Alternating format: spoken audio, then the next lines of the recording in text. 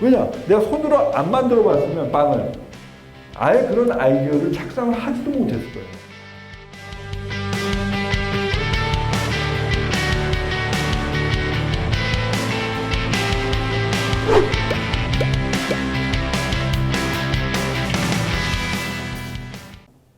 그때 벌써 배달의 민족이 엄청 아주 성행했습니다.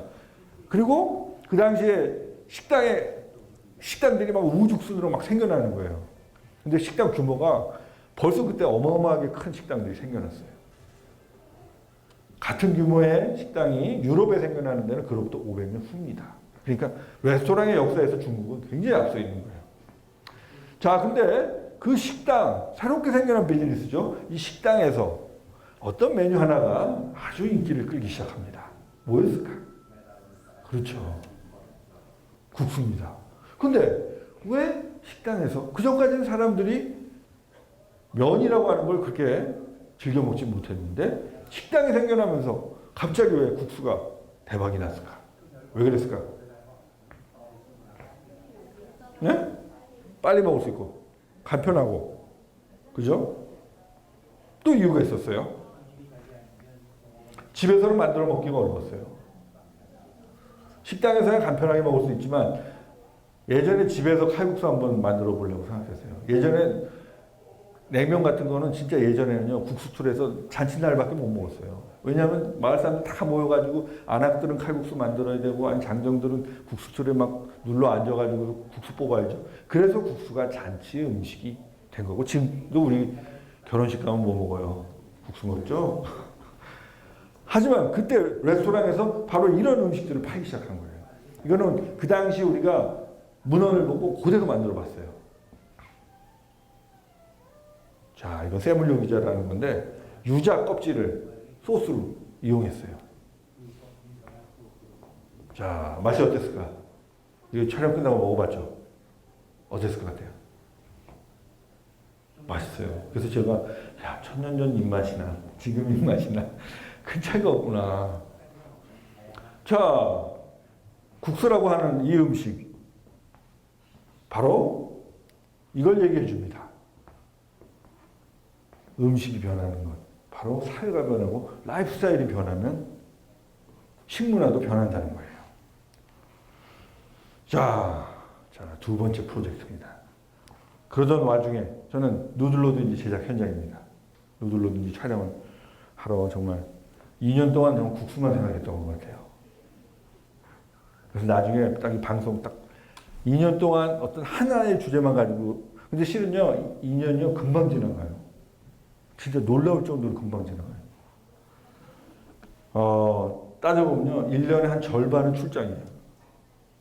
1년에 절반은 출장이고 그래서 아직도 그 마지막 더빙 딱 하는데 진짜 눈물이 이렇게 쭉 나오더라고요. 딱 그 더빙이 딱 끝났어요. 이제 해가지고 끝났는데 나도 모르게 눈물이 쭉 나오더라고요. 근데 실은 그 방송은 첫 방이 나갔을 때 시청률이 그렇게 높지는 않았어요. 그 다음에 회사의 높은 분들이 별로 좋아하지 않았어요. 우리 높은 분들이 그거 보시더니 야, 좀 다큐멘터리가 좀 이렇게 좀 정신없다. 그리고 왜냐? 그 전까지의 문명사 다큐는 다 뭐예요? 다 어마어마하게 큰 것들에 대한 얘기예요. 아니면 우리의 문화 유적에 관한 거예요. 근데 누들로는 그런 면에서 아주 두 가지의 이단아였죠. 첫째, 보통의 문명 다큐는 뭐예요? 무슨 만리장성 아니면 뭐 경주의 어마어마한 뭐 석굴암이라든지 이런 건데 그게 아니라 그냥 국수에 대한 얘기고. 두 번째, 한국 얘기가 아니라 실은 보편사를 다루고 있거든요. 인류 보편의 음식 문화를 다루고 있어요. 이제까지 만들었던 대부분의 음식 다큐는 다 한국 음식에 관한 거예요. 지금도 만들어지고 있는 대부분의 문명사 다큐도 한국의 문화가 어떻게 세계와 연결되냐에 대한 얘기지. 이 누들로드에서는요, 방송에 나가보세요. 게시판에 좋은 글들도 물론 있었지만 비판하는 글도 많이 올라갔어요. 비판 중에 제일 중요한 게 뭐냐? 한국 PD 맞냐? 한국 국수가 왜 안 나오냐? 어떻게 중국 국수랑 뭐 이탈리아 국수랑 일본 국수가 나와요? 근데 제가 그래서 어느 자리가 있어서 그 말씀을 드렸어요.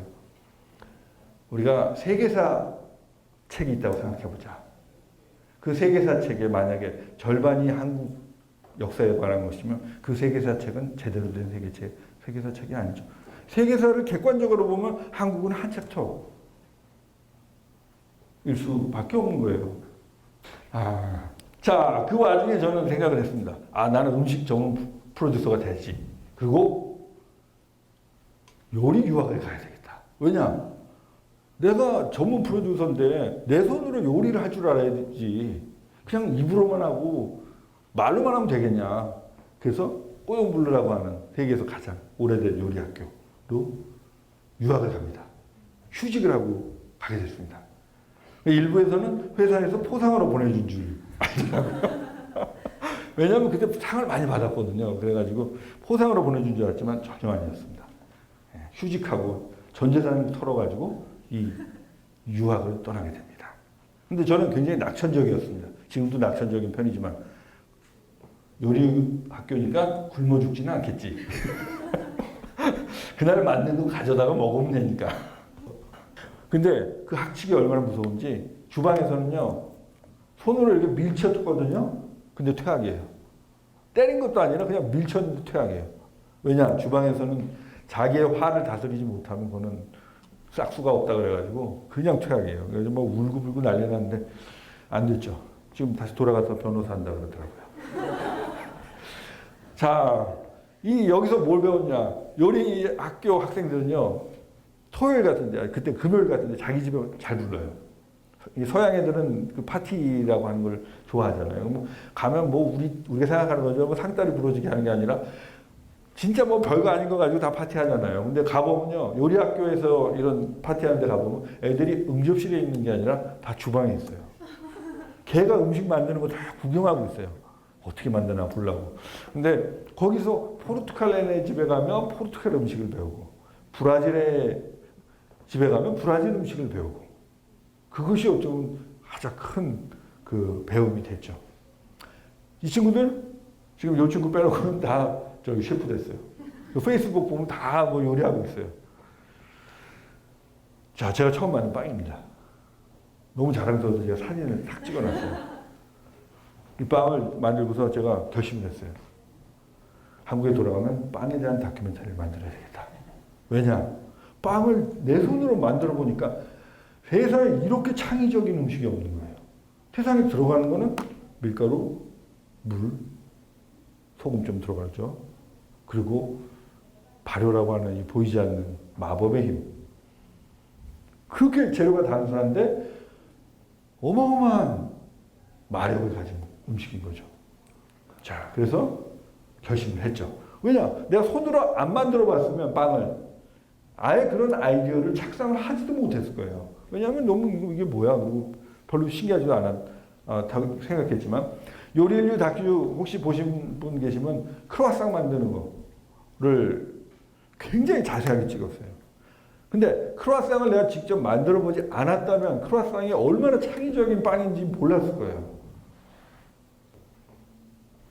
저는요, 요리학교 갈 때 실은 저는 요리사가 되기에 가장 안 좋은 점만 갖추고 있었어요.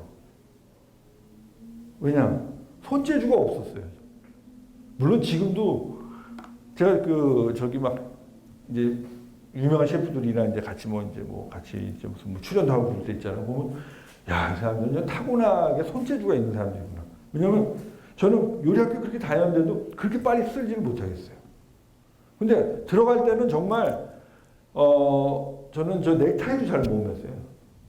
그러니까 요리사가 되려는 자질 중에 하나는 뭐냐면 일단은 이 손이 민첩한 사람들, 그 다음에 정리를 잘하는 사람. 아까 제 책상 잠깐 기억나시는지 모르겠지만 KBS에서 제일 책상이 더러운 PD였어요. 지금은 책상에 아무것도 없어요. 다 치워버렸어요. 근데 한마디로 나 자신의 한계를 두지 마라.